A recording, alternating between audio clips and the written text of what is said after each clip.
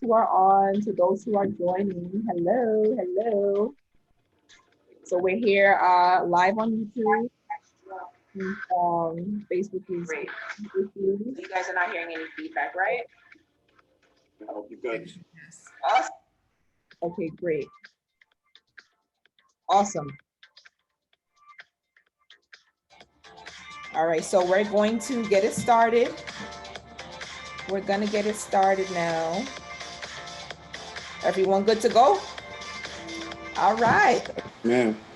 So welcome everyone to the live craft and chat session today. We thank you for watching with us. Make sure that you share with somebody that you know. It's gonna be an awesome time of information, of just these wonderful individuals sharing their experiences, and just things that will encourage, that will uplift.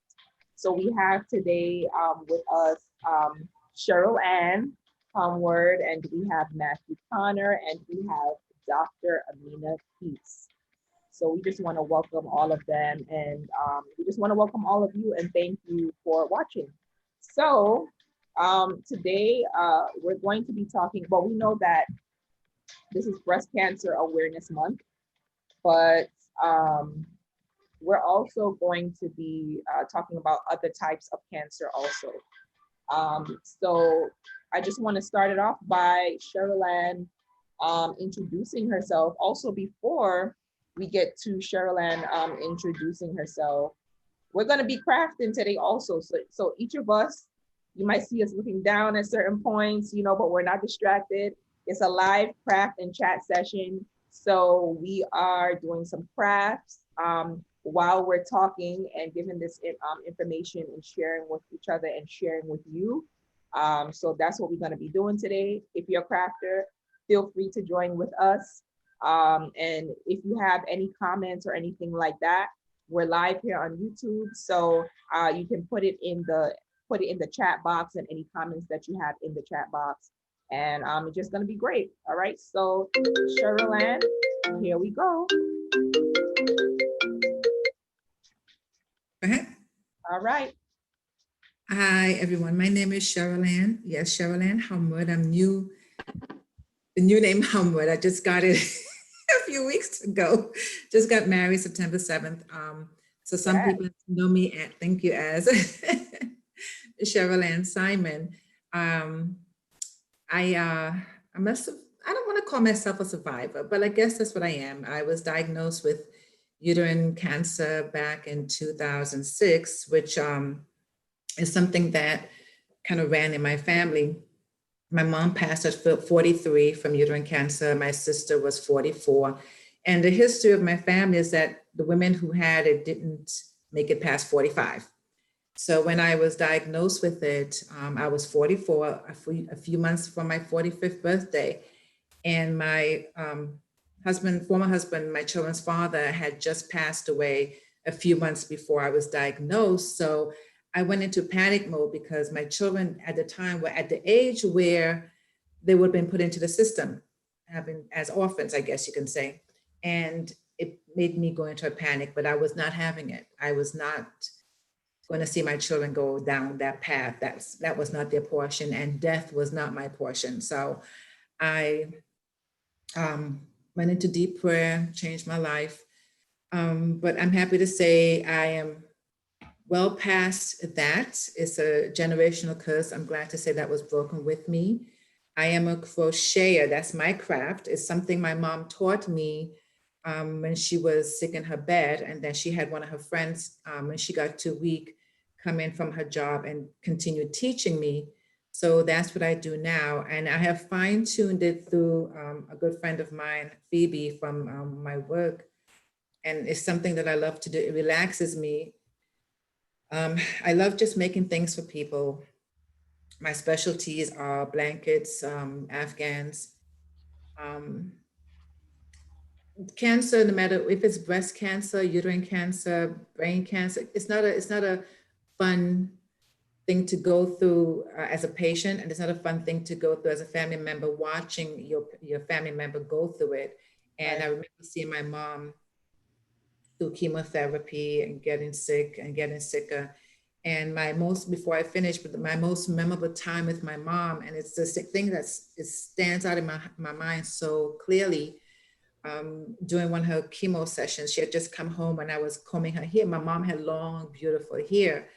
And I remember combing her hair one day, and we were just talking about life.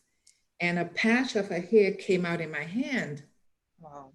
And she felt me stop because I was shocked to see it. It's something I've never experienced. And she turned around to see why it had stopped. And we both stared at this patch of hair in my hand.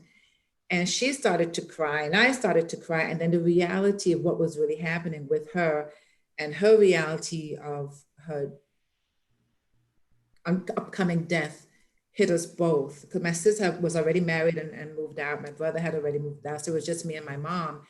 My other sister who died was living in Canada at the time. So the reality kind of hit us at that moment of what was really happening in our lives. And I was still a teenager.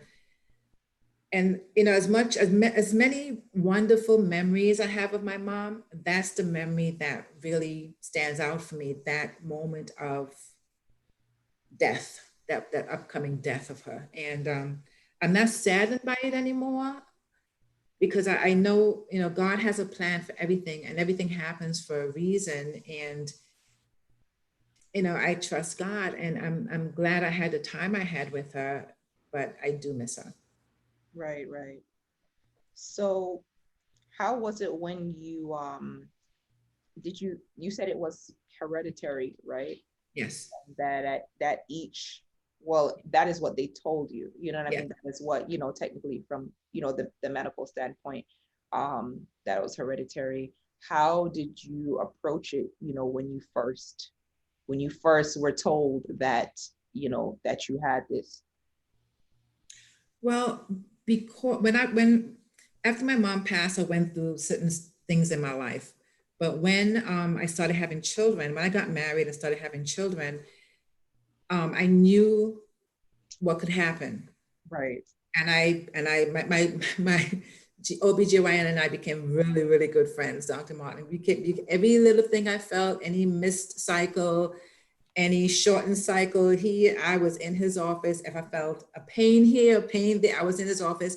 And when I was finally diagnosed, I already had my children, and it was so early because I was always in his office Mm-hmm. that he gave me options. He said, "Go home and think about it. We could try this certain medication. We can do a hysterectomy. It would be a partial hysterectomy because it wasn't full blown." Uh, and I didn't have to think about it because I had 3 children already. I know I didn't want any more, so I said, "Do the hysterectomy. Just take it." He said, Right. "No, I want you to go home and think about it." I said, "I don't need to think about it. If catching it this early, it's going to give me a better chance of survival and it not recurring, because sometimes you take something out and you miss a small piece and it flares up again. Just take it." So as the years go by, I forget the date, but in November, a month before my 45th birthday, I had a hysterectomy. Mm. I didn't have to go through the chemotherapy, radiation, anything. I just had to do follow-up visits, and ovaries are still there, fallopian tubes are still there. I'm still, and up to this day, cancer free. Thank God. Thank God. Amen. One And of the like I said, I have 3 daughters, so I had to show them the importance of doctor's visits and follow-ups. Right. And one of the things too that, especially when it comes to cancer, is that usually a lot of times, people, they get more stressed out.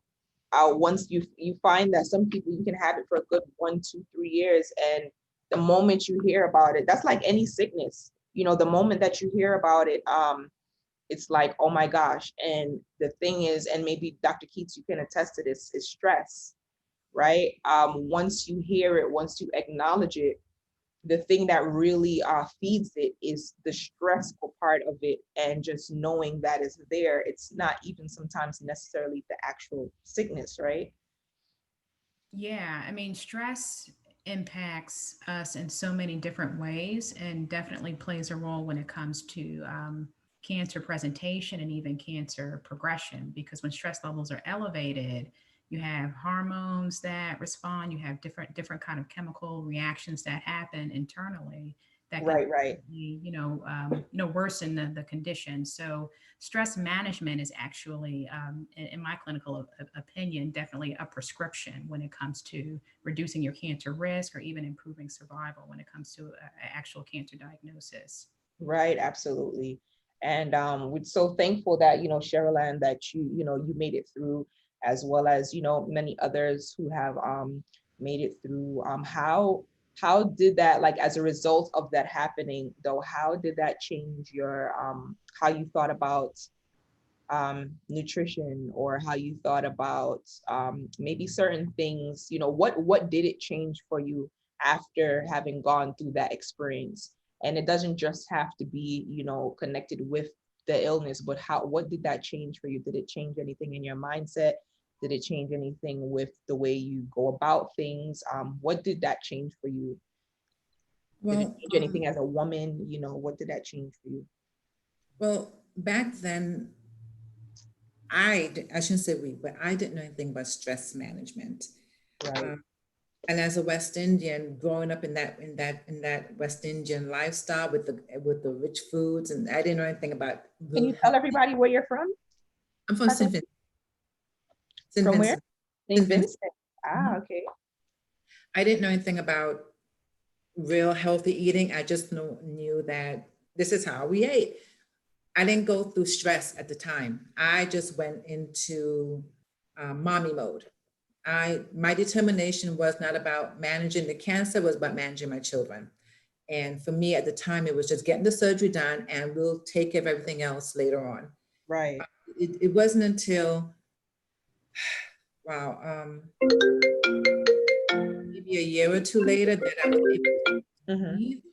I said, oh, okay, this is what I just went through. This was the scare I had, and started taking my health Sorry. really seriously as far as preventative measures, and realizing that the oxtail and the souse and the goat meat and all that stuff that West Indians like, Right. really healthy. It's Right. really not healthy. My body was not digesting beef easily, as some people, and it was and at the time it did cause a lot of other health risk and health situations in me. So I had to cut all that out. Right. Um, I mean, every now and then I still dabbled in it, but my lifestyle now more so is it's health conscious. Right. But it was a gradual change. But it's true. God knows our heart. And so over the years, it's been a gradual change. And now, especially with my husband, who is, we are health conscious. We encourage each other. We're not strict vegetarians, but we love our vegetables and playing with the different ways to make it. Beef and meat is not part of our diet, and Right. we are stronger and healthier for it. And I'm so glad I have someone that I can do this journey with. Um, but I have to say this. Yes, it was something that was in our family, my mom and sister, and my grandmother. Now, when my grandmother was, I want to say 88. She could have been younger, older than that. I don't remember. But when the cancer hit her, it was after my mom passed. And my mom was the last of her children to pass, her daughters. And that it triggered the cancer. The difference between my grandmother not dying before 45 and other family members that did was that my grandmother never left St. Vincent. So Right. I really thought about that, my sister, my mom, my aunts, they all either came to America, went to Canada, but they left that wholesome lifestyle. They left the homegrown vegetables. They left the fresh vegetables from the garden. So, and they left the good sun, so I contributed the lifestyle Mhm. of America and anything outside the West Indies. And not saying that it's a bad lifestyle, because this is my home and I love I love being here. But I Yes. contributed it to my grandmother never changing that, and everyone else adopting to a different culture, a different way of eating, a different ways the foods were handled, Right. different ways handled here. True, true, true. So true. Yeah, and you're not the only person that I've heard, that from. Especially, I was raised in a Caribbean household. My family's from Jamaica, and I was born here, and as well as having a lot of friends and a lot of friends and people that I know from the Caribbean. And that's so important that you said that the lifestyle and way of eating is definitely different. It really is. Like when younger, I rarely can remember eating a lot of processed foods in terms of like, at least in terms of when you're always like eating out, that now that you're working and, you're living your life, you're grown, you're an adult. And sometimes, just the hustle and bustle of life, sometimes, you get into that habit of like, eating out and things like that.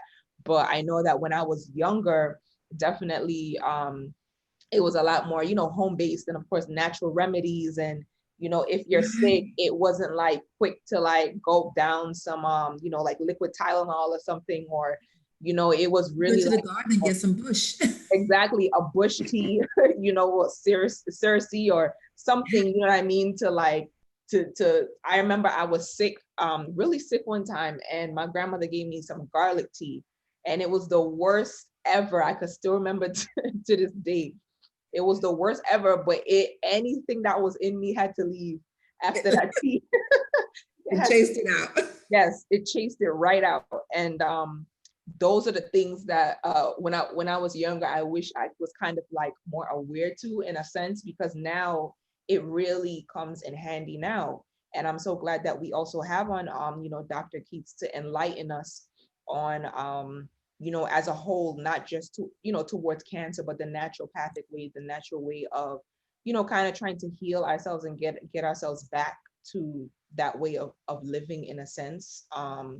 Because it does take some time for you to, after you ingest chemical after chemical, and you ingest all these vitamins and prescriptions that they give you, something always has a side effect to something else, or just suppresses it for a time, and it takes some time to like rid your body. So those of you who are watching, continue to listen in too, because Dr. Keats is also going to give us a little tip on how to detox ourselves, of some of those things. So Can I say definitely, something real quick, Renee? yeah, There's if your system can handle it, there's really nothing wrong, honestly, with if you want to eat some oxtail or goat meat, or if that's what right, you right, like. But I have to say the difference between what you get here, because I remember real quick, my mom or my grandmother, someone had given me a chick when I was little to raise, and that was my favorite pet, a little chick, and it grew into a chicken. And one day I came home and that chicken was dinner.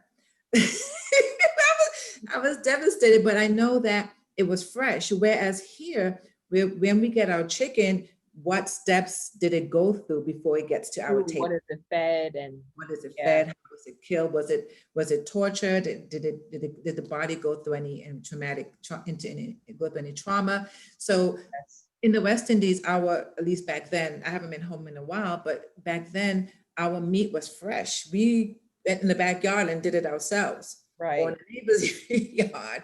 But here we don't know what steps our meat went through to get before it came to our fridge. right, So I think that's also a difference. And especially now with the increase in population, things are being fed hormone growth, whatever you call it, things to make them grow bigger and fatter. And when we eat that, we're also ingesting what they ate. right, right. Yeah, that, I mean, that is so true. It's just kind of like relearning all over again, Right. sometimes. So thank you for that, Cheryl, so far. Thank you for sharing that experience. Um, thank you for sharing and enlightening us on some of those things, that you went through. So next we're gonna have Matthew Connor. Hello, Good Matthew. evening. Welcome, Good Matthew. evening. Good evening. Good um, evening. yes, yes.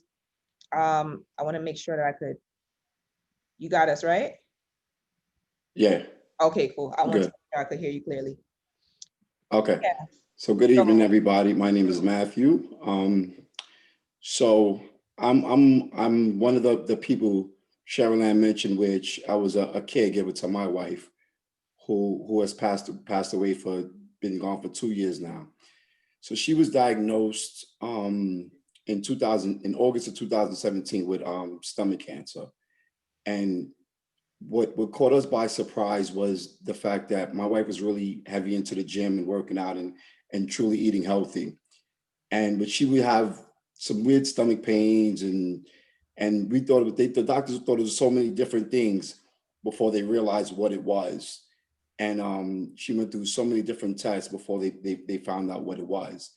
And it was it was hard because she was so young, and it was something that we've seen. Like, my mother passed away from cancer.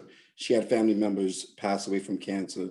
So we've seen it, but dealing with it directly was really difficult for us, especially being so young.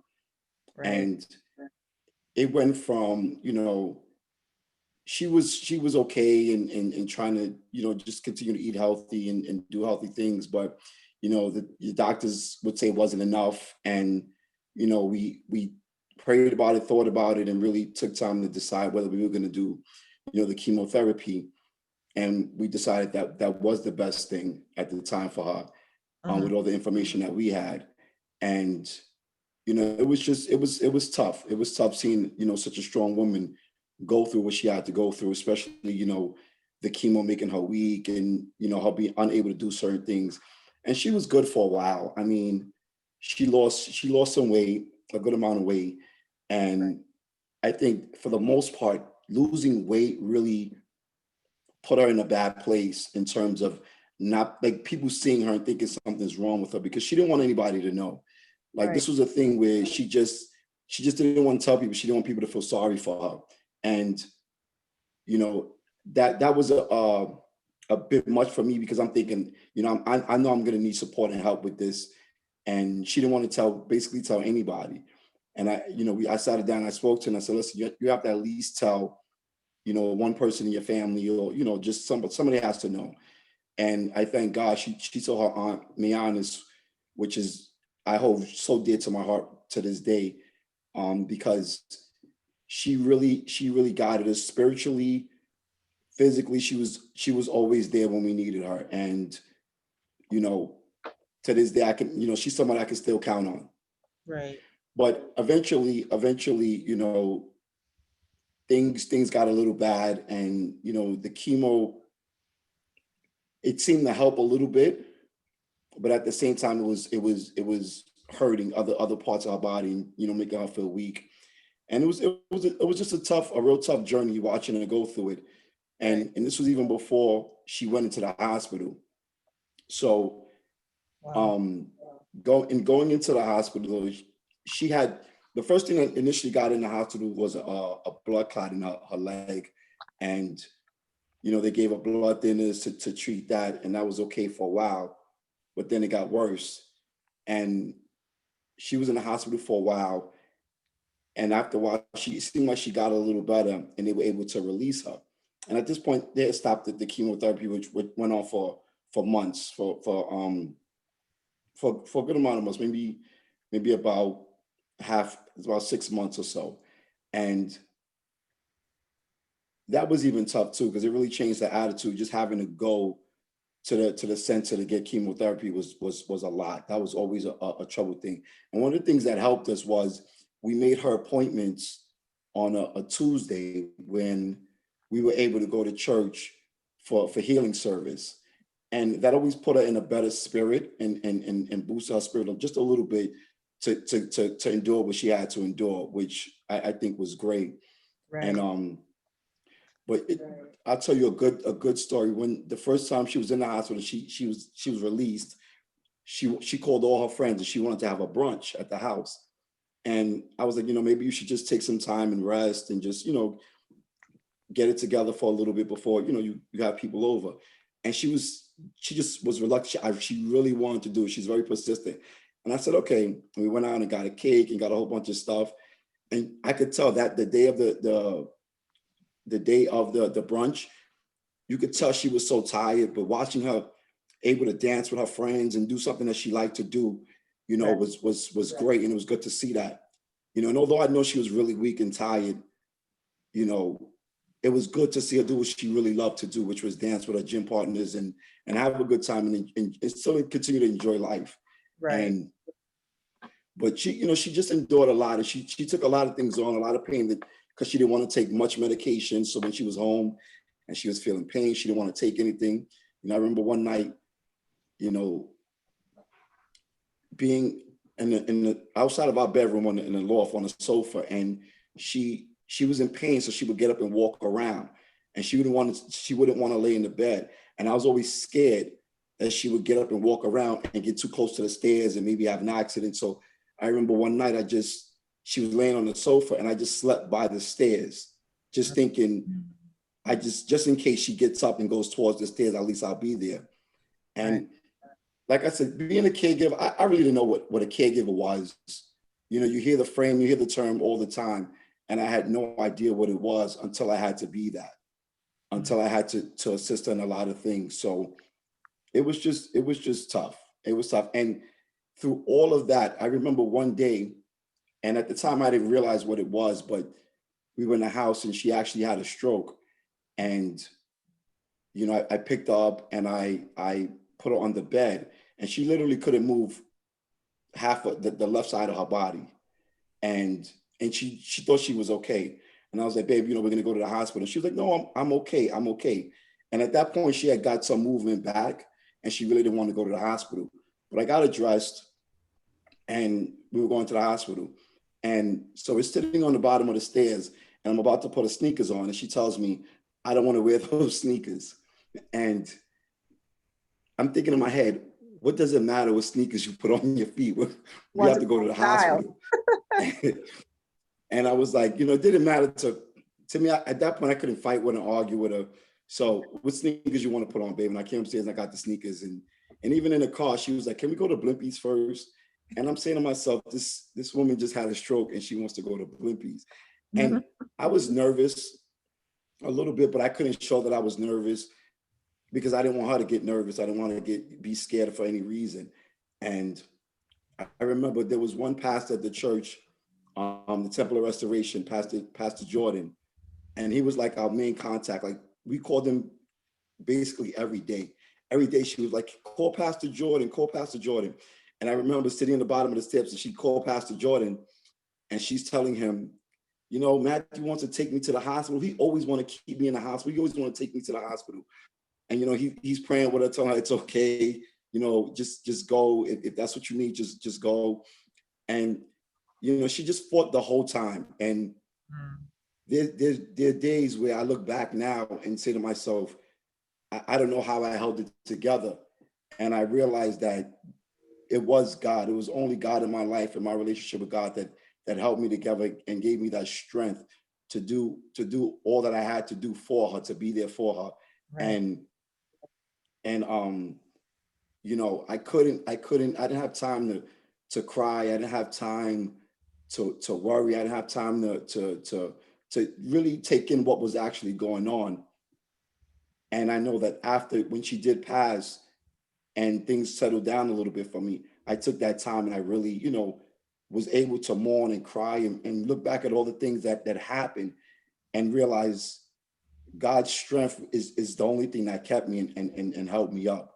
So, and I still have those days where I think back and I miss her, and I have those days where I could be driving in the car going to work and I'll just start to cry because I miss her. And I realize now that those days are so important because it's a healing process, and it helps me understand that I have to go through this. I have to let that out in order just to be good and say, all right, I got that good cry out and now I'm good and able to go on with the rest of my day. So, you know, a day doesn't go by that I don't miss her and think about her. But you know, I know that everything happens for a reason, and I know that she is with God, and I made my peace with that.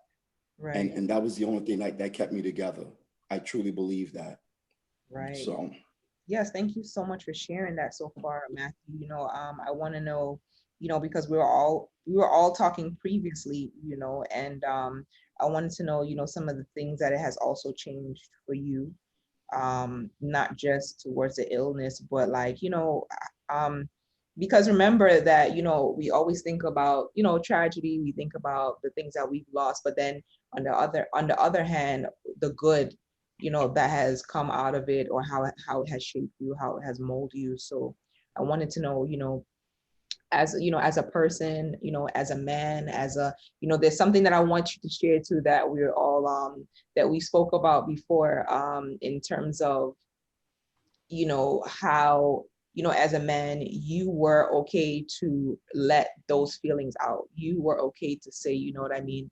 It's okay to let it out. It's okay to cry. It's okay to, you know what I mean? And because I think Absolutely. that, even for those watching right now, some find it hard to release that pain, that they're going through, especially, when I was saying that you find it easy, it's usually women who are kind of more of the emotional, beings, and willing to release, certain things. So for you, I just want you to share, a little about that, especially to, the men who are watching, and anyone watching. I'll say this, that it's very important. And at the time, people looked at me, wondering like, why is he still put together? Why hasn't he broken down yet? And it wasn't because I was trying to be a manly man and not have him be emotional about it, but I just couldn't. I didn't have the time to do it. But it's very important to be able to release those feelings. It's very important to be able to cry. It's so important. It doesn't make you less of a man to cry. It doesn't make you less of a man to have feelings. It's very important just to take that time to mourn, to cry, to express yourself. And I had a lot of support, and in that support, my aunt Mayanis, my aunt Joe, my sister Vicky, my friend Kima. Kima was somebody that was Tamara's friend. Tamara's my wife's name, if I didn't say that. Kima was very close, and I said another story about this. One night, we were in the hospital, and Kima was coming to visit, and Tamara was like, well, she kept asking her for all day, all night, where is she? Where is she? And I was like, I don't know. And I was mad at this point, saying, this girl, says she's coming and she's not coming. She disappointed her. Right. And all along, I didn't know that her intention was to come late to spend the night. And that was so helpful, and I was so grateful for that, because everybody that came to visit saw her in the day, and it was kind of pleasant. They didn't know what I had to go through at night, overnight. It was a lot. And the fact that she spent the night with me, she got to see a little bit of what I was doing every single night. And I really appreciated her being there for that support. I really needed that support. So she's one person that I look to cry on if I need an ear, because I know she understands. Like my aunt Mayana, she was there the entire time.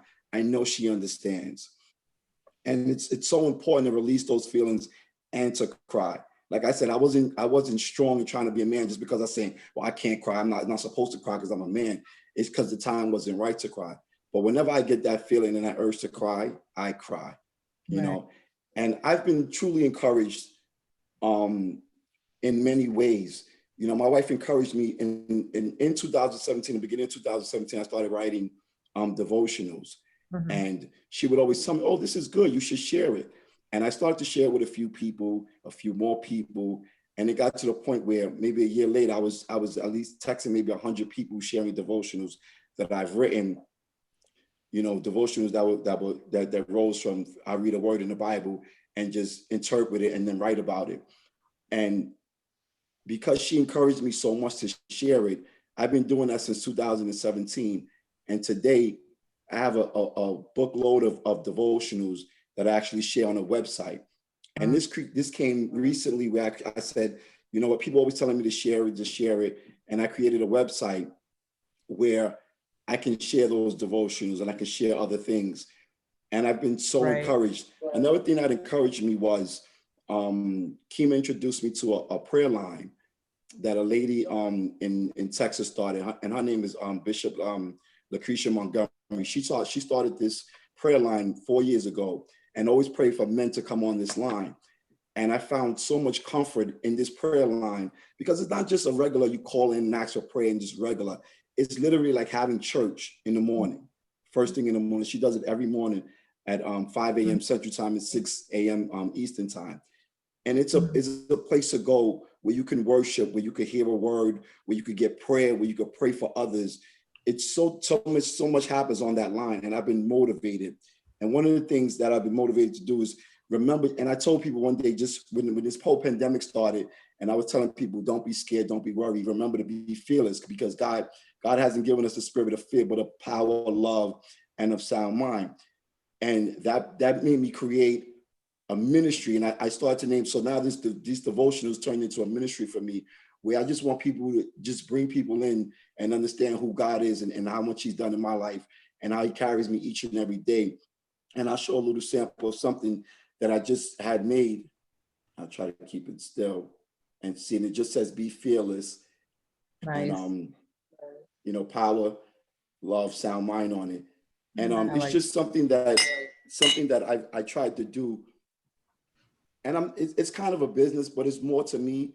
I'm not going to make a lot of money off of this, but the main thing is to draw people to the website, to draw people to read the Word of God, to draw people to see what I see, and to get what I get out of it. It's not just words. It's truly a way of life. right. And I'm truly inspired to do this. I'm excited every time I think of a new product to make. I get excited. Anything to put labels on, I get excited about, just because it's a way to show other people, that connection to God, and how amazing God is. And these days where I feel like the days where I do feel I might be a little down, I think about all the good things and all the motivation that Tamara gave me to do Right. this, and where this all derived from. And it just gives Right. me so much more motivation. So I'm truly Right. encouraged and truly thankful for the people that have been in my life to encourage me to keep pushing forward. And I'm truly grateful. Like I said, I have a lot of people around me, and I've been good. It's like I said, I have my times where I have my moments, and I embrace those moments wholeheartedly. And then, Right. and I have times where I'm busy. I realized that I have a passion for cooking, and not just cooking, but trying to make it look fancy. So, and decorating and furnishing. So things like that just kept me busy and motivated, and realized these are things that I really enjoy doing. And the opportunity to do them is so much greater now, because I got to eat, so Right. I just enjoy doing it so much. Of So, course. Of course. Wow. Thank you so much. Thank you, Matthew. Thank you for sharing your experience with us, some of the things you went through, and just to encourage, those who are watching. And thank you just to both of you. We're going to bring on Dr. Keats now. Dr. Amina Keats, thank you for so much for being on, for coming to just inform us. That Dr. Keats is a naturopathic oncologist, and she's just going to share some things. Like I said before, we know that in this month is Breast Cancer Awareness Month, but we're also going to be talking about other types of cancer that might be more prevalent, especially now. We even see it in younger generations, just like we've seen, recently with Chadwick Boseman, and, different people who, it's like coming down to younger generations, kind of like the older generations are outliving, the younger generations. So I'm just so excited, because I know you're going to share some awesome information with us. So get out your notepads to take some notes. I'm so excited. So welcome, Dr. Amina Keats, who's going to share, a little bit more about what she does, and then you could just take it off. Sure. Well, thank you for having me. I'm happy to be on the panel this evening. Mhm. And yes, so I am a licensed naturopathic doctor and board certified in naturopathic oncology. So I do specialize in cancer care, and I've specialized in cancer care for probably about 15 or 16 years now. And gosh, so much to talk about. Cancer is such a broad umbrella. First, before I kind of jump in, I'll mention that most of the patients that I work with, and a lot of my experience comes from working with patients who are undergoing conventional treatment, the standard of care. So chemotherapy and radiation and hormonal treatment. So recommending natural medicine to support them through that to help to reduce things like side effects, support immune function, um, and of course, cancer inhibiting kind of therapies as well. And the really wonderful and powerful thing when it comes to naturopathic medicine that really makes it stand out quite a bit when you compare it to conventional care is that there's a huge opportunity for prevention. And so usually what happens is, patients undergo the conventional treatment and, they move into a space of remission or perhaps maintenance therapy, but there's not so much an effort to prevent it from coming back. And so there's a lot that we can do for that. And when it comes to the different cancers and, how common they are, yes, breast cancer, October is Breast Cancer Awareness Month, and breast cancer is the second most common cancer in American women. Skin cancer is number one across the board. Of course, we know that prostate cancer is very common as well, and things like non-Hodgkin's and colorectal and pancreatic and lung cancer. But when we hear about statistics and how rates are increasing and impacting younger people, as you mentioned, and in terms of mortality, second in the country, that all sounds very scary and intimidating and can be quite depressing. But the good news is that there are a lot of things that we can do in terms of being proactive when it comes to prevention. And even with the current diagnosis, there are natural things that you can do to improve survival and to reduce side effects and improve quality of life. So, where do I start? so, I, Oh, so many places. when Cheryl Ann was speaking, she made me think about epigenetics. And so epigenetics is a field of science that's kind of new. It's probably been around for at least a couple decades now. And the idea behind that is that we have the power to control our genes. So, for example, by eating certain foods, by managing stress, by maintaining sleep hygiene, by being physically active and physically healthy, we Right. can potentially turn genes on and off versus, at one time it was thought to be a sentence, your genes are your genes and that's what you have and you can't do anything about that. And I think that Cheryl Ann's story is a good example of that. But I would say my favorite modality when it comes to prevention is nutrition. Nutrition is really that foundation, and there's a great opportunity to use food as medicine. So when it comes to breast cancer prevention, since it is Breast Cancer Awareness Month, I'll emphasize that piece. So when it comes to breast cancer prevention, some common things that I think about are increasing antioxidant kind of intake. So that means lots of fruits and vegetables, rainbow array of diet. Increasing fiber intake is going to be important. And I can go into specifics. Also, reducing inflammation. So, actually, when it comes to cancers across the board and prevention, and even when it comes to prevention of chronic conditions, reducing inflammation is key because inflammation stimulates cancer cell growth. Cancer enjoys an inflammatory kind of environment. So, anti inflammatory foods are very important. Now, when it comes to breast cancer specifically, something to think about is reducing our intake of any foods that have a hormonal influence. So that basically means we want to reduce our exposure to estrogens or chemicals that mimic estrogens. So those are going to be things like our animal-based foods, like dairy products, for example, like poultry, like red meat. Those kind of things, if we are going to consume them, should definitely be organic. But we also have to remember that animals naturally produce hormones. So even when you're taking in organic products, there are going to be some level of hormones in those foods. So the idea is that you want to either eliminate or minimize those kind of foods in terms of that hormonal influence, because we know that breast cancer cells are stimulated by estrogens, whether they're internal or extrinsic estrogens from foods. Now, when it comes to those chemicals that mimic estrogens, those are going to be things like pesticides. So, purchasing organic produce items can reduce our intake of pesticides. Some of these pesticides act as endocrine disruptors and can actually, like I said, mimic estrogens.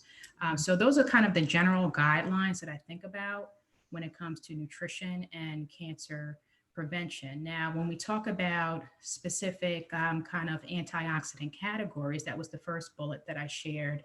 Fruits and vegetables, and the rainbow array of vegetables is going to be important. So the more color, the more variety, the better, because these different colors and these different families offer a wide variety of different health benefits. So you want to do your green spinach, your red cabbage, your red onions, your white garlic, really mixing it up as much as possible so that you get all those benefits. Now, when it comes to those food categories that are especially important for cancer fighting support or cancer prevention, the cruciferous family of vegetables is probably at the top of that list. So that's going to be things like broccoli and cabbage and Brussels sprouts and cauliflower and watercress.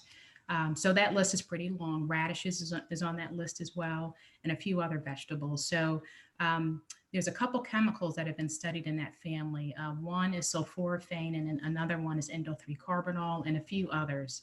But those are really the powerful kind of chemicals that have been studied and have been shown to have these cancer kind of inhibiting properties. The other vegetable family that I would emphasize would be the allium family. So that's going to be things like garlic, like onions, like leeks. Now, I really like this family, one, especially garlic, because, well, you mentioned a garlic tea, right? Which wasn't so tasty, Yeah. but Whew. so garlic acts as a natural antimicrobial. So yeah, definitely indicated and antiviral. So indicated if you have a cold or if you're fighting some kind of infection. But Also eating it raw, right? I yeah, know people that have talked about it. raw is, although maybe not so pleasant, raw is best. Oh, Um, yeah, so garlic has some cancer inhibiting properties, and then that family contains some sulfur containing amino acids that supports liver detoxification. And so the point, you mentioned detox, right? So the point of liver detoxification is to get rid of toxins within our body. So liver kind of support is going to be important. And then the other vegetable family that I would emphasize would be the vegetables that are rich in carotenoids. And so that would be can you things, repeat that? foods that are rich in carotenoids. Carotenoids. And so that's going to What be, are carotenoids? what's that? What are carotenoids? So they're like a phytonutrient that gives plants that certain pigment, like for example, carrots, sweet potatoes, cantaloupe, Okay. mangoes, that orange kind of color, and a couple other Okay. colors in that family. I believe tomato has carotenoids in it as well. Um, but yeah, so the cruciferous family, the allium family, that carotenoid rich family, those are going to be those kind of powerhouse vegetable families that are going to be important for cancer prevention, and of course the others as well. But those are the ones that I would emphasize. Mhm. And so when it comes to nutrition, also um, a variety of herbs and spices. So a lot of times we forget about our herbs and spices. We just settle for like salt and pepper, and that's just like nothing when it comes to the wonderful kind of spices that we have available. So things like turmeric. Turmeric is like wonderful anti-inflammatory, anti-cancer. It's been researched so heavily with a number of different cancer cell lines. So turmeric, things like ginger, things like cinnamon, things like cardamom, vanilla extract, saffron, cumin. So really mixing it up, because those spices add antioxidants and anti-inflammatory kind of support to our meal. So whether that means adding it to foods or even putting it in smoothies, you can easily put cinnamon or vanilla extract or cardamom in your smoothies, but Mhm. really just mixing it into our diet is going to be important. Right. So yeah, so those are really the main things that I emphasize to patients when we're talking about cancer prevention and nutrition. Of course, it depends on the patient, but those are some general kind of Mhm. guidelines. Of course, we want to minimize things like alcohol. So alcohol increases the risk of many different cancer types. When it comes to breast cancer, alcohol can actually increase estrogen levels. So limiting alcohol is going to be important. And it doesn't matter what type, whether it's a red wine or a beer or a mixed drink, alcohol is alcohol. So being sure to minimize our intake of that. Being sure to minimize things like fast food and processed foods, and of Mhm. course sugar, which is one of my favorites, unfortunately. But Mhm. definitely minimizing our sugar intake, And when we are having sugar, having sweeteners like raw sugar or raw honey or maple syrup or coconut sugar, or even using stevia, are going to be better choices compared to like artificial sweeteners or even agave or high fructose corn syrup. High Right. fructose corn syrup is like the worst. So yeah, so those are some general guidelines. When it comes to the proteins, you definitely want to do more lean proteins when it comes to those animal-based kind of proteins, and then experiment with plant-based proteins like Mhm. legumes and lentils and brown rice and quinoa. Hemp seeds are also a great source of protein. So those are just some, general guidelines That's when it all. comes to nutrition. Wow. That's a loadful. See, I got my ad. Try to take some quick notes.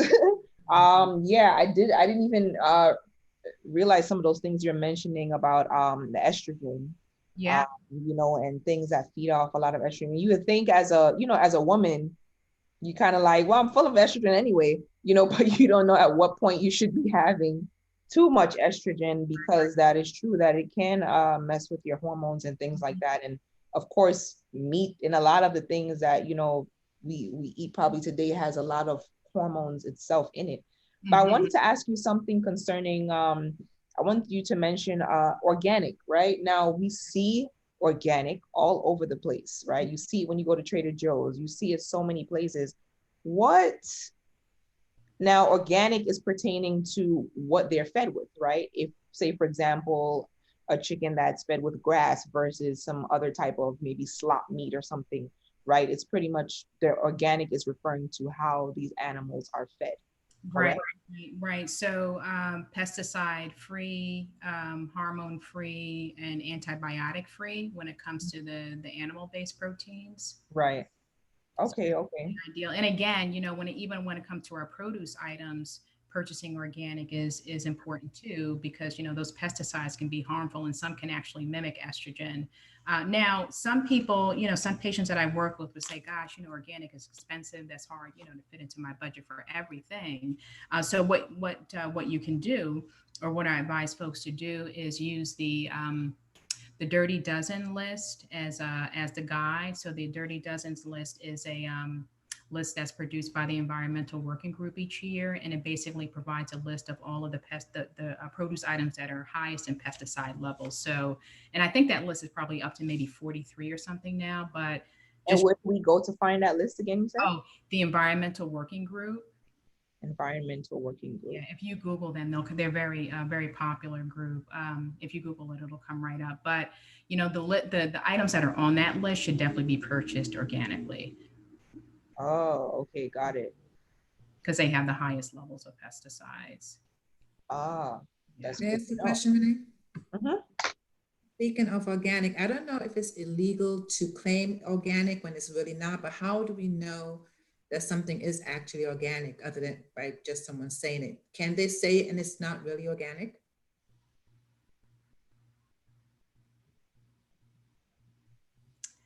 I mean, I guess I guess technically they could, but I would think that if you're labeling something that way, I would think that you would get in trouble if it was found not to be so. Mhm. Yeah, I mean, I believe that too. Sometimes it's just hard to tell really, you're just going off the judgment really of the label. Some things you can taste the difference. I will say you can taste the difference with some things. Other things is just kind of, I think it's harder to tell. I think it's a little bit more easier to tell in like meats and things like that. You can kind of taste the difference as opposed to like vegetables. Because like I said, some are just hard to tell, but yeah, like she was saying, you would think that you would, why would you want to put yourself at risk, for doing that? But I mean, Because if it's not illegal and things that are organic was claimed to be organic, they're sold at a higher price. So mhm, for a lot of retailers, it's about the money, not about the risk for people. So they claim it's organic and sell at a higher price. But if it's illegal, the risk of getting caught and whatever the penalties are may not be worth it. That's why I want to know if it's something that's illegal to claim. mhm. I would think that it would be, but I don't know the details around it. But you make me think about something because you notice that there is quite a bit of window dressing out there. So, for example, you may pick up a box and it may say natural or GMO free, or these kind of things that make it appear as if it is healthy, and Mhm. that's not necessarily true. Or even certain gluten-free products are high in sugar. So Yes, yes. being cautious about kind of what the labels are saying, is going to be important. It's true. Because you're like, for example, there's a specific fast called the Daniel fast, right? And it's a very strict fast. But I remember I was doing that once, and that's like when I first started to, to try it. And I went into it, and of course, you have to look at everything is, you know what I mean? So you can't just pick up a can here or pick up a box there and be like, oh, I'm good. So I bought a box of raisins, and it confused me so much because I picked up a box of raisins, organic raisins. And then on the back, I was like, well, let me look at the ingredients, right? It was only two ingredients, sugar and raisins. Yeah. And I'm like, why is sugar? They're already sweet. I'm like, and it made me mad, one, because I couldn't eat it. That's why it made me mad. But then the other thing is, why would you put sugar on top of sugar? Like, why would it? Doesn't make any sense. They're already so sweet. And that's one thing too that alert my, but even a lot of things now, just like genetically modified Yeah. fruits and vegetables and things, like, remember, like, you used to see black seeds in bananas. You used to see black seeds in watermelons, like big black seeds, and banana and plantain, you cut open, it's black. Now it's like everything's invisible, and I'm like, it's so weird and so crazy. And you Yeah, just, you really have to be careful. You're right, and read the labels. Even you remind me because I was in the grocery store, the health food store, with my daughter a couple days ago, and she picked up these dry bananas, and she's like, "These are healthy, right?" And I'm like, "Let's read the label. Sugar." And even some dry fruit have a preservative like sulfur dioxide in it. So you definitely have to be careful about that kind of thing. right. Yeah, it's so Renee, that important. caught me out there too, the Daniel fast craisins. I had to, Oh my I God. was going to incorporate it into the Daniel fast, and I ended up reading the label. I'm like, sugar, and so many other things. I'm like, oh, that's not good. Oh Even my with, One thing, God. It's so one crazy. thing I one thing I realized was there are things that say gluten free, but it's something that wouldn't normally have gluten in it. So I Mhm. think, like you said, it's just like a window dressing just to put it on there, just so people That's say, right. "Oh, that has to be healthy because it's gluten free." That's No right. one, and it's not even made with gluten, so it's just Right. Mhm. people know how to market things. Yep. Yes, yes. That. It's I want that to ask Dr. Mina a question. I'm a talk. Sorry, Renee. no I don't problem. want to take over. Go But ahead. Dr.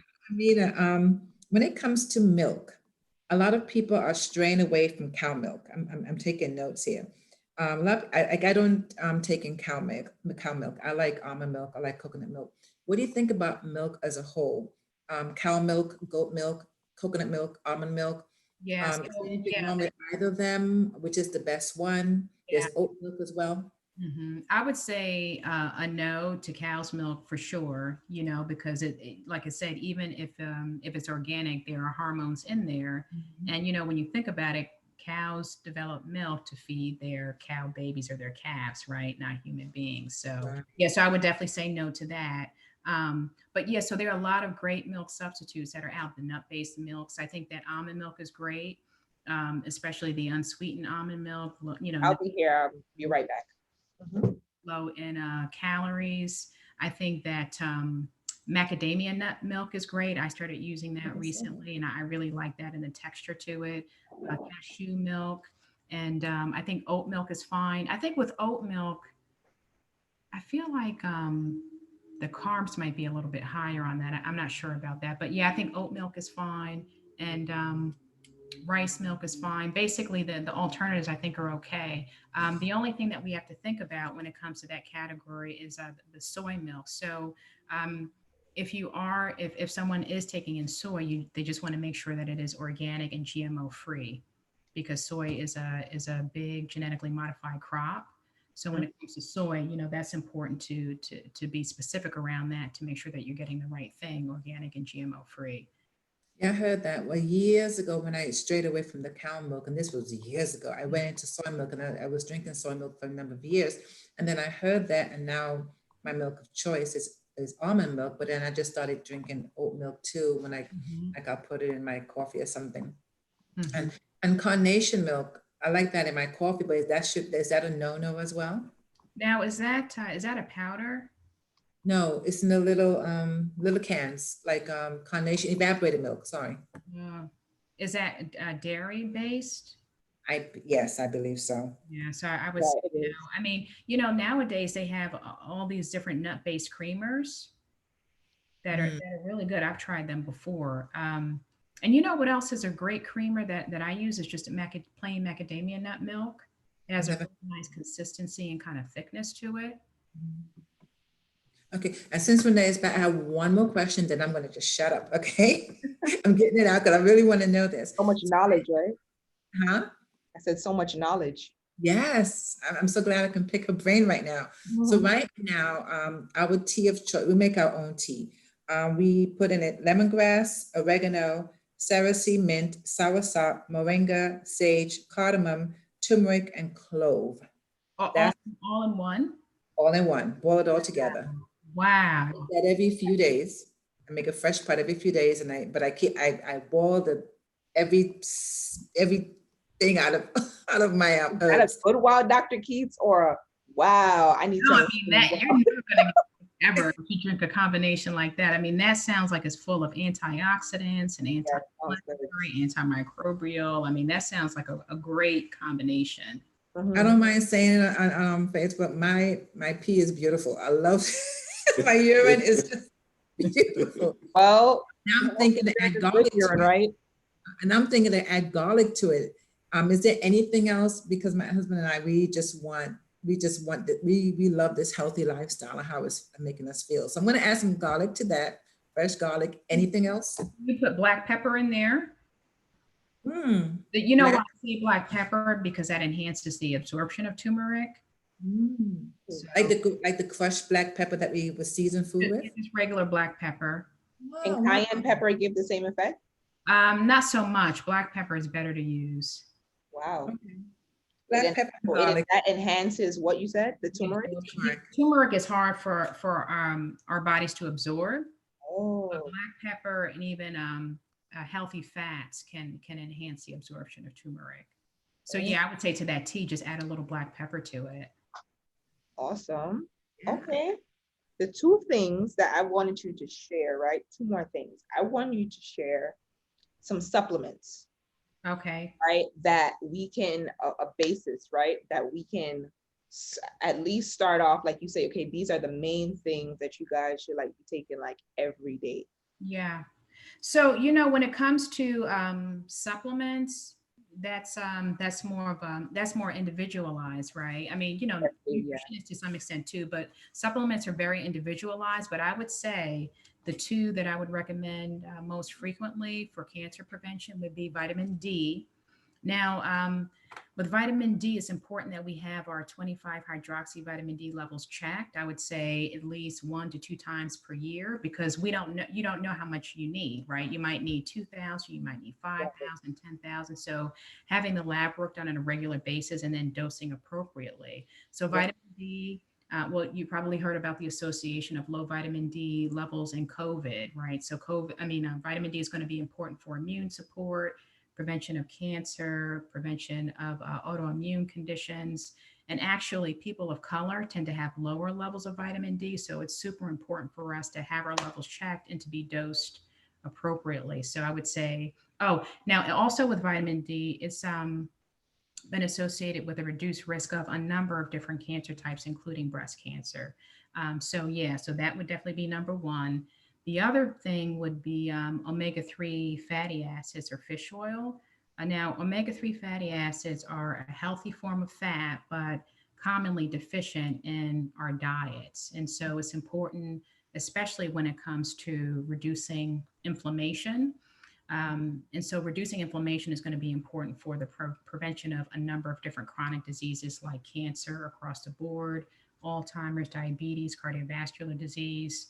And so omega-3 is just kind of like, I would say, one of those maintenance kind of supplements to do. So those would be my two top supplements for prevention. So vitamin D and Omega-3 fatty acids. Now, you know, I mentioned earlier that we can use food as medicine, right? So the other kind of thing that I like to recommend that's kind of between food and a supplement would be green tea. Green tea is really important for cancer prevention. And, you know, not all green teas are created equally. So there's a certain component in green tea called EGCG that's been studied to have all these wonderful benefits. And organic matcha and organic sencha tea have higher levels of EGCG in there. So when you're drinking green tea, you don't want to just pick up any box, you know, or get like an Arizona green tea, you know, off the shelf. You want to make sure that you're getting the right type, and that's going to be the organic matcha or the organic sencha. Matcha. organic matcha or organic sencha. So that will be one that falls between the supplement and food kind of category for me. And the other important preventative thing would be lots of turmeric. So Cheryl Ann's already on top of that. She's got that. Yes.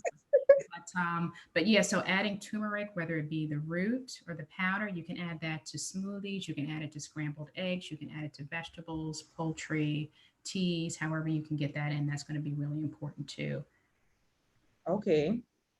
Good Yes. stuff. Good stuff. Those would be the things that I would emphasize in general across the board for prevention. And you know, the other thing that And not just towards cancer prevention, but like, you know, on a daily basis, men, women, you know, like how, you know, usually they'll say like, you know, at least like iron and different things like that, that you know, that like would be good for us to have like every day to, you know, encourage our energy for, you know, to maintaining things like that. Yeah. So yeah, a couple more things come to mind. One would be a basic multiple vitamin, right? Because most of us are deficient in something. So the basic laboratory work doesn't show vitamin and mineral, you know, antioxidant kind of deficiencies, but we all have gaps here and there, but whether that be a deficiency in B vitamins or certain minerals, magnesium. So I would say a basic multiple vitamin is important for pretty much most of us. And you know, a lot of those vitamins that like B vitamins, especially, and things like magnesium are important cofactors for so many mechanisms that happen in our body related to blood sugar regulation, thyroid health, I mean, just everything. So neurotransmitters. So anyway, yeah, basic multiple vitamin. And you know, the other thing that I think about is I want to talk about deficiencies is magnesium. Magnesium is the most common mineral deficiency in our country. And magnesium is a really important mineral for so many different things, especially our nervous system. Um, and so, yeah, so I would say, you know, possibly supplementing with a magnesium supplement. Um, One more thing that comes to mind would be a good quality B complex vitamin. The reason why I say that is because with everything that's happening around us, our stress levels for pretty much all of us, or most of us at least, are pretty high. You know, this is a really unprecedented time. So, with that being said, things like magnesium, which we generally need anyway, is going to be helpful for stress management, and the B complex vitamins are going to be helpful for stress management as well. Right. So yeah. Okay. Wow. Thank you so much. So do you think like the Centrum one a day for women is good? Do you know anything about it? Okay, now when you say that, then we start to think about the quality of supplements. So I definitely would not recommend a Centrum vitamin. And so the reason for that is number one, it's a tablet. Capsules are better absorbed than tablets. Tablets are, you know, take longer for our bodies to break down. And then when you look at the back of a Centrum bottle, there's a bunch of words that, you know, we can't even pronounce, you know, a lot of additives and fillers. So I would definitely not recommend that kind of multiple. What would you recommend though? Yeah. Oh, what did you say? What would you recommend? So let's see. So a couple of brands that I like would be like trying to think of over the counter things, because most of the things I recommend aren't There's available. one they sell in it's Garden called of Life is a good brand, actually. You can find What that. is it? Garden of Life. Garden of Life. Yeah, that's a good brand that you can find over the counter. But the general rule of thumb is you want to find a capsule and you want to make sure that there are no fillers or additives on the back of the bottle. Or liquid, What's that? or liquid. Capsules or liquid. Oh, that's right. Capsules or liquid. Either is fine. Either is fine. Okay. And that's for men, women, around the board, right? Is Right. there anything that you would recommend for men, especially to be taking as a a precaution, especially going above a certain age? Is there anything you can recommend for men, especially to take? I know there's so many things for women, but Mm-hmm. Yeah. So, I would more so recommend food kind of thing. So, the multiple vitamin and the omega-3 is a basic kind of for everybody, right. But when it comes to men, in cancer prevention, I think about things like prostate cancer because, that's pretty high up there with breast cancer. So things that emphasizing foods that are rich in zinc, for example. So things like pumpkin seeds, things like Brazil nuts, which are rich in selenium. So I would recommend more so of a healthier, clean kind of more of a plant-based kind of diet, not exclusively necessarily, but more of the plant-based foods for deeper cancer prevention. Okay. The supplementation, I would say the omega-3 and the multiple vitamin. Okay. And then the last thing was detoxing. I've really been thinking about that, kind of asking around, researching that on different natural way for us to detox. What would your recommendation be for us? So, there are specific kind of detox protocols that can be followed, but those are kind of prescribed more so on an individualized basis. So, I can give you some general kind of recommendations for detox that are, pretty safe for most of us. So, um, I would say lots of hydration, right? Because we want to make sure that we're clearing all the toxins from our liver and our gastrointestinal tract. Lots of fiber through our fruits and our vegetables, and also things like flaxseed. That's going to be a great source of fiber. Some food categories would be things like the cruciferous family of vegetables that I mentioned. That's going to be very good for liver detoxification, and also garlic. That's going to be that allium family, and also limonene sources. So that's going to be things like lemons and limes. Those things are very cleansing. Turmeric is going to be important for liver detoxification as well. And then also, I mentioned a multiple vitamin, things like B vitamins and vitamin C, which is in a multiple vitamin, things like magnesium, which I mentioned. Those things are important when it comes to supporting phase 1 and phase 2 of liver detoxification. So those are some basic things. And then, of course, you want to maintain a clean diet. You want to maintain a very clean diet, eliminate during a detoxification period, no processed foods, no sugar, just lots of vegetables, lots of spices, like I mentioned, and then just very lean and limited proteins in terms of the animal based. And would you say that laxatives are any like more natural laxatives for us, or you don't go with laxatives really? Oh, no, the only time I recommend a laxative is with maybe like chemotherapy induced constipation, but otherwise, we don't want our bodies to become dependent on laxatives. So Okay. really more fiber rich things like flaxseed, and like things like prunes if that's necessary, things like hydration and just those fruits and vegetables which are rich in fiber, depending on those kind of things instead. Okay. Those Okay. colonics. And even I was going to say that, yeah, and even Okay. probiotics definitely. So Sorry, I didn't hear what you said. probiotics. Oh, okay. Okay. Yeah, Also colonics, having that um, your colon flush at colonics, right? yeah. So the colonics can be a good additive when it comes to detox protocols. Yes, and yeah, like you said, probiotics. So whether that be from food sources like nut-based yogurts, a lot of them have probiotics. Things like kimchi, sauerkraut, kombucha. What is the other thing? Miso is also a good source of probiotics, and then of course probiotic supplements as well. Oh, okay. So that can actually be part of a detox. That can help to address constipation. Funny enough, that can actually be indicated for immune support too, because most of the immune system is actually located in the gut. So, Right. gut support is important. Right. Wow. Thank you so much. So much good information. Can I ask one quick question? Or Yeah, go One ahead. quick question, doctor, about what do you think about vitamin C infusions? oh yeah, I actually refer patients for IVC all the time with a cancer diagnosis. So yeah, so vitamin C, IV vitamin C can be helpful when it comes to reducing side effects associated with conventional treatment and improving quality of life, and actually can have some cancer kind of fighting potential too. So I'm a big kind of a supporter of IVC for sure.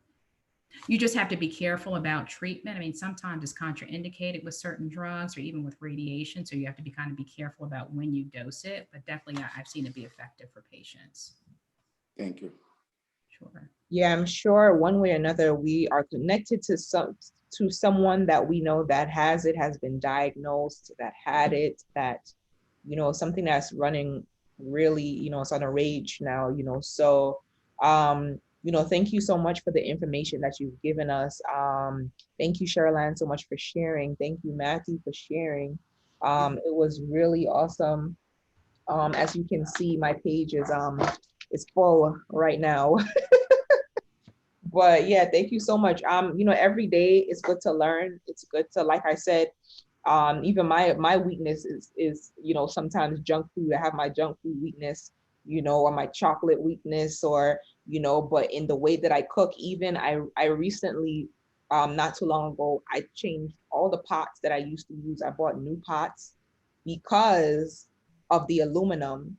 Even I had to walk, sometimes you tend you have nonstick, you get scratched up over time, but not realizing that that stuff is fusing into your food, right? Because it's kind of like if you have a wall with, paint and the paint is scratched off, right?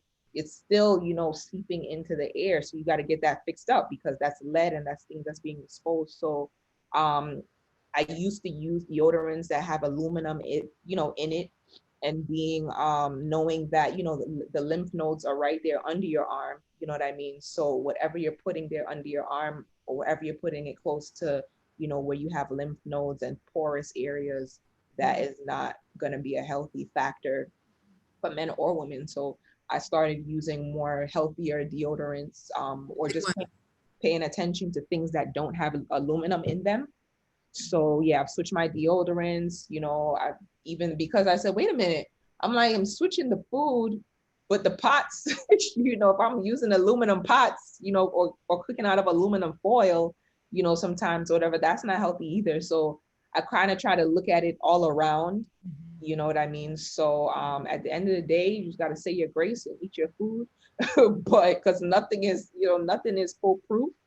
But thank you so much for those tips. And I just want to I want to know what made you go into the naturopathic way. I really believe that I was led to this space. So what happened was when I was a senior in college, I was like lost. And so I get to my senior year and I still don't know what I want to do with my life. And everybody has it together. They have their plans. And I'm just walking around like, I don't know what I'm going to do. So anyway, I picked up a paper and there was a naturopathic doctor in the community that was giving a class on herbs and nutrition and just basic things like that. And so I took the class and immediately I was like, this is it. Immediately I said, this is it for me. So I pursued it and the rest is history. Awesome. Yeah, and you know how long ago that was? That was that I think that was about 20 years ago. Wow. It took me a little while to find schools and, Right. get started, but yeah, that's kind of how it all started. Right. Yeah. And I think it's just the most rewarding thing. Like I said, I had no idea beforehand that naturopathic oncology ever existed. Yeah. You know what I mean? I know naturopathic doctors existed, and it's just so good to have that knowledge because there are a lot of people who are lost out there, just like I'm sure Matthew, what you had to go through, and also you, Sherilyn, with the not knowing, in terms of like, dealing with that, or dealing with someone who has that. Is like the unknowing, the lack of education, maybe, as to, well, what happens and why. Technically there still is no why, so thank you so much. And I just want each person here to just share a little, bit of encouragement, something encouraging to those that are watching. So Sherilyn, you can go first. What I have to say, what really got me started on investigating the healthy foods to eat, the best foods to eat, um, is my Bible. In Genesis, I think it's Genesis 1. I don't remember. I had the scripture in my head, but I don't remember now. But in Genesis, God clearly, can you put the light off me, please? Sorry. God clearly tells us that He gave us the herbs and the plants for us to eat. And it's only along the way that animals were there for sacrifice. And only along the way things started to change. And with the Adamic sin, that's where our bodies started to deteriorate. So I said, let me go back to what God said, which is natural eating, the vegetables, the herbs, and hence my tea. And I have to say that a very dear lady at the Temple of Restoration called me one day to see how I was doing, Elaine, and she introduced a lot of the sage and the oregano to me, and she put all these different herbs in my head of teas to make. So I don't know, it doesn't matter if you are atheist or Seventh Adventist, Pentecost, whatever. I have to say that natural eating is really the best way to go. But for me, and for believers, we have to always go back to what does God say. And God gave us the herbs and the vegetables to eat initially. And that has been my saving grace. Right. It's always, for me, it's always God's way and what I do. And human beings, we make mistakes along the way. We try to do things our own way. But then when we go back to God's way, we can only come out victorious. True, true. Amen. Thank you so much, Sherilyn. Matthew. I just say, one of the main things that encouraged me and that kept me going is my relationship with God. And, I just want to take this time to thank my church, the Temple of Restoration. And, they really were a big part they were there all the way with me through my journey with my wife. And they were there for us the entire time, always made themselves available. And I believe that relationship with God Yes. kept us in a place where we had faith and we believed and we trusted God. So God gives you a certain peace that you can't get from anywhere else, a certain joy that you can't get from anywhere else. And I think for me, that's what helped me. It helped me then, it continues to help me. And that's going to be what's going to help me in the future. So that relationship with God, just keep God first in everything you do, and trust in him, and know that his way may not be your way, but it's the best way. And remember to be fearless. Yes, thank you, Matthew. Dr. Keats. Golly. So what comes to mind is that I feel like we each have a special purpose, Yeah. and I feel like I'm very clear in terms of what my purpose is. Mhm. So grateful for that. And I feel like one of the best ways for me to carry out my purpose to the best of my potential is to make myself as powerful as possible. So that means exercise, that means getting to bed on time, that means eating as healthy as I can so that I can do my very best. Right. And so, I just want to express that to those who are watching, and then also encourage folks to step outside of your comfort zone when it comes to nutrition. So, like when I'm at the health food store and I see a vegetable that I've never seen before, like a purple carrot or something, I think about, wow, the color in that vegetable means something, and I want that inside of me. Or even today when I was at the store, I picked up some, I think it's cilantro micronutrients. It's like the sprouted form of cilantro. I've never had it before, but I said, you know what? Why don't I put it in my salad today? So, just stepping outside of our comfort zone is just making ourselves as powerful as possible so that we can be the best that we can be. So true. Thank you so much. And I can also attest that I can attest to everything that everybody's saying here, and also definitely stepping outside of your comfort zone. I think it was Whole Foods or something like that. Trader Joe's is definitely one of my favorite places. Trader Joe's, if you're watching, sponsor us, please. But definitely one of my favorite places. Matthew, you said it was one of your favorite places too. Definitely. And I did that same thing. I don't remember what it's called, but it looked like broccoli.